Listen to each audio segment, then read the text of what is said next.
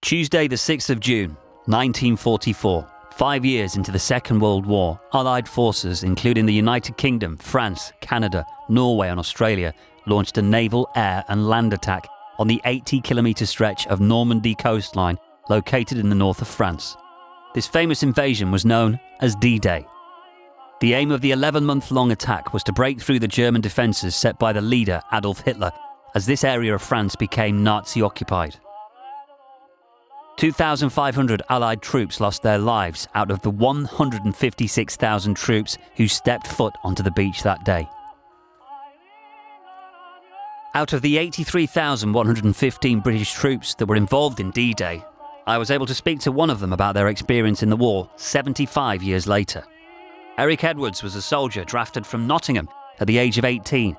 He can be seen in the footage on the boats on the D-Day landings. He survived the invasion and went on to fight throughout the war before being captured in Belgium while in a farmhouse after being shot by 4 German bullets. Eric told me about what happened during this period. There was one German, he put his rifle in front of me, chest, and I thought that was it, just took it for granted. But the German sergeant, wherever he was, he went up to him and hit him and told him, you know, he pushed that.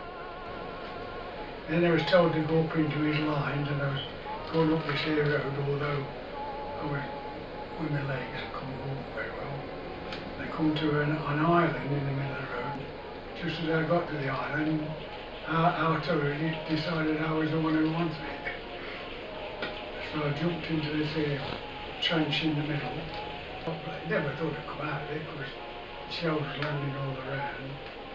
But then it ceased, and then 2 Germans sitting in the back of a farmhouse after me, and the ambulance come, German ambulance. I was put inside that. There's 2 or 3 people, wounded soldiers. I always remember the German doctor who was in charge. He looked at all the wounded, and he come to me and he tells me how he wounded.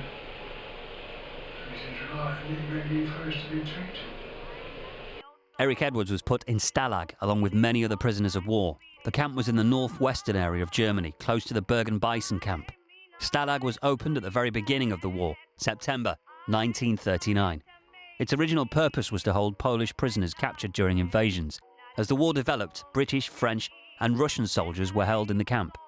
It was one of Nazi Germany's largest prison camps, with an estimated 30,000 inmates that were brought in by cattle trucks. There would be 400 men sleeping in a hut built for 150. Some chose to sleep in tents or the trench, which were vulnerable to air raids. The camp got heavily populated due to Germany going to war with more countries. There was a lack of food. Soldiers would be given 1 slice of bread for the day. You're lucky you got something to eat. I remember for Christmas Day, we had an extra slice of bread. So those who were made to do the marches were in very poor shape. Overall, conditions varied greatly depending on the nationality of the soldier and how long they were in the prison camp. British soldiers were treated better than Russians. Due to the Nazis' ideologies, they would be left to starve. There was a lack of resources and nothing to do. What you did, you just walk around the perimeter. That's all you could do all day if you wanted to. Just walk around the perimeter. So many soldiers would try to escape. The Stalag camp is where the Great Escape took place in March 1944. Many would die in the process or their time within Stalag. There was an overall death toll of 31,000 soldiers, including British. The camp's poor conditions led it to be liberated in 1945 by British soldiers, who ordered for all the prisoners to be out within a week. The funny thing was, when we started to hear the Allied guns getting closer, first time we heard it was on my birthday. With the liberation, many British prisoners and soldiers were sent home as the war had come to an end in September 1945. Eric Edwards was sent back home to Clifton, Nottingham, by plane. He had a final event of luck when the plane he was going to get on, but missed, crashed down into the Channel, killing all on board. When he got home, he received more medical treatment for his wounds. When I got to Nottingham, Victoria Station it was then, got Nottingham, and they said, come on, we'll take you. I says, no, you won't, you won't. He says, you will, that's all right. I says, no, it's all right. I says, does the number 3 bus still run?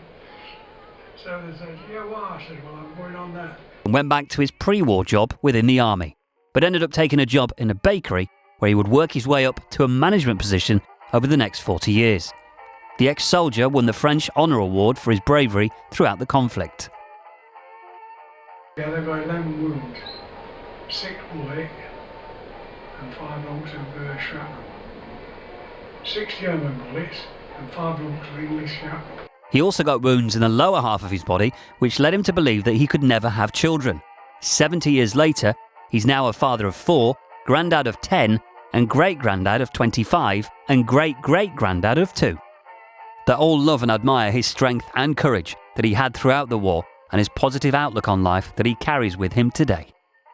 I think I'm a lucky man to be alive today, to see what I've got, because I've got both legs, both arms, bottom of my body, with bullets and shrapnel, and still live through it.